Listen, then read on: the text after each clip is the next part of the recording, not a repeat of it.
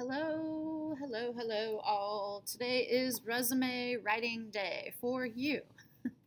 And I am going to help you through writing a resume. This is actually something I used to do. I think I've told some of my students this before, but this is something that I used to do when I was in college for people. And I would charge them a little fee. But it worked. It was a lot of my time. So, okay. The first thing that you need to do is change your name, first and last name right here. Right where my arrow is. I just clicked on something. Okay. And then you're going to write, instead of creative director, so highlight that and delete it, you're going to write, or you're going to type whatever the job is that you want to do. That's what you're going to put there. So if I was going to go in for an interview for a teaching job, I would put, for example, second grade teacher, or elementary school teacher is actually what I would put, or middle school teacher would be what I would put there. So instead of creative director, you should have a title of a job. Okay, this section right here that I'm going to highlight so that way you know where I'm at right now. You're going to type in your first and last name, your street address, and notice they type out the word street, and then your city, your state, your zip code. You're going to type in a phone number. If you don't have a cell phone number, just type in the word phone, P-H-O-N-E, and then an email address, preferably an outside email address and not a school email address. Okay, now I'm in the section that is called objective. Right here, you're going to leave that word there, but you're going to go over to the objective paragraph. You're going to highlight that, and you're going to delete that paragraph. And in this paragraph, you are going to type in what you're going to do. So you could say something similar to motivated individual, or motivated teacher, motivated elementary teacher seeking a position as a first grade teacher at, well, you don't have to say where, but that's what you need to put, your objective. Okay, the next section here is the skills section. Leave that word there, but come over to the paragraph. You're going to highlight that paragraph and delete that paragraph. And this is where you're going to make a list of things. And the list should be like with bullet points or hyphens, something like that. And you can go up to the top here and pick out what type of bullet point you want to use. I wouldn't get fancy and put like stars there. I would simply put like either the circles, the squares, something simple. I would not use arrows because this is considered a professional letter. So you are going to start a little section here with a list of things, and let me see if I can get this up here. I had given out some examples of things that you could put here for your skills. So skills could be like if you were ever in Girl Scouts or Boy Scouts, if you've ever ran scoreboard, if you were in band, if you were ever babysitting, pet sitting can be on there. And feel free to pause the video so you can type some of these in. Bell choir, honor roll, high honor roll, student council, library aide, a manager of a sports team, mentorship, of course, for sure, volunteer work. 4-H is a big one. I would move that to the top. National Junior Honor Society. Any type of sports that you've ever been in goes there. If you've ever been in something like a spell bowl, a math bowl, Olympiad.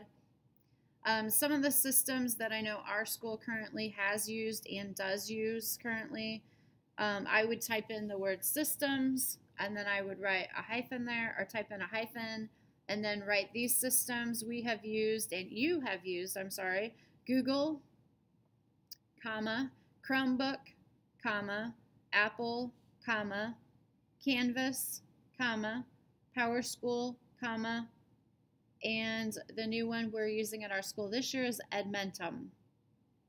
Okay, so if you have any of that stuff, like for example, if you were in basketball from 6th grade through 8th grade, you would put basketball, and then you would put 6th through 8th grade, like 6th hyphen 8th.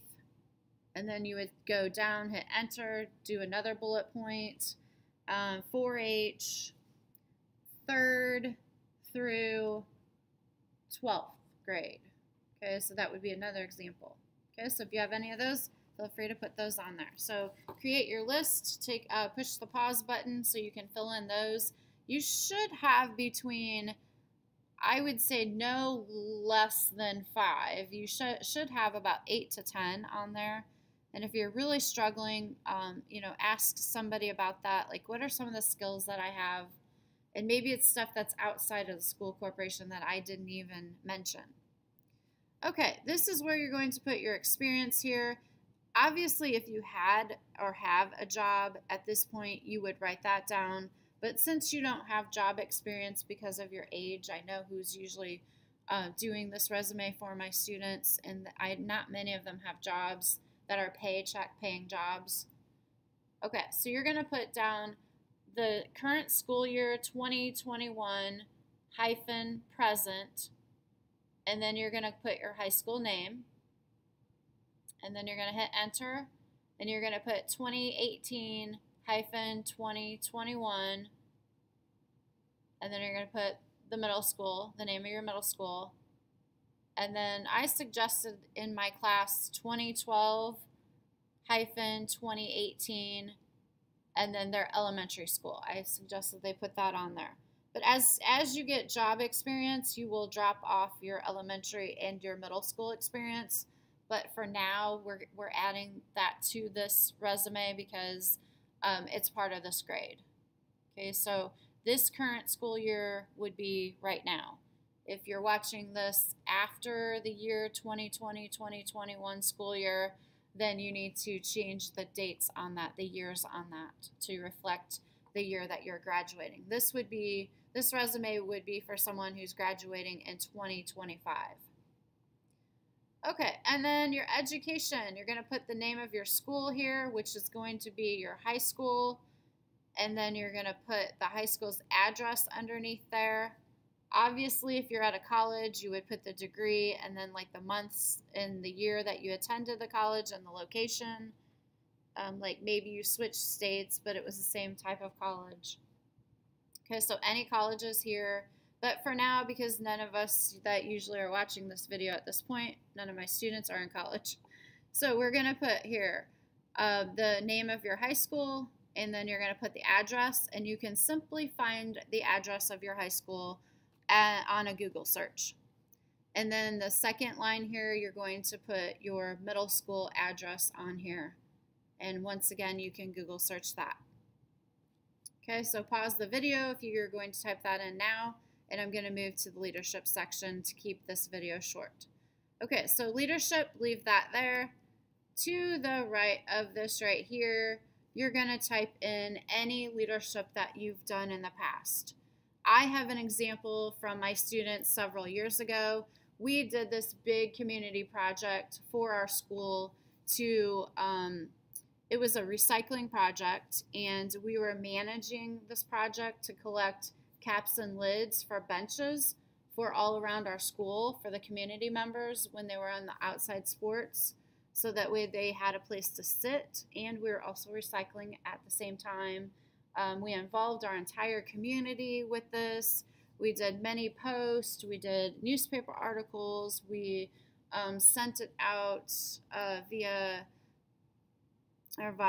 text messaging to all of our parents in the system.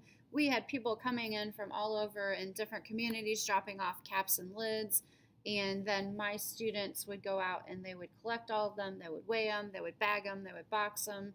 They would load them up in trucks so that we could send them down to the recycling center and then get our benches made. So it was a huge leadership project that they took on, that they were willing to do.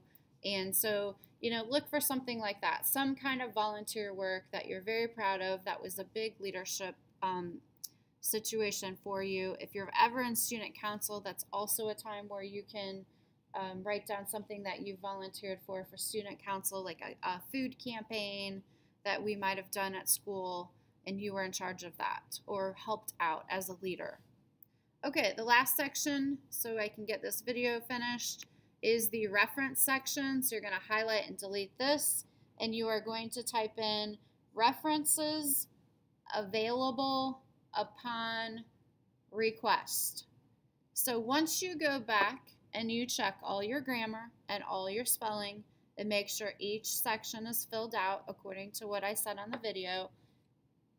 You need to submit that for a final grade, and your resume is finished. Make sure you have a copy saved for yourself for the future, so that way you don't have to go back and rewrite a resume. And make sure you have your cover letter submitted as well. Have a great one.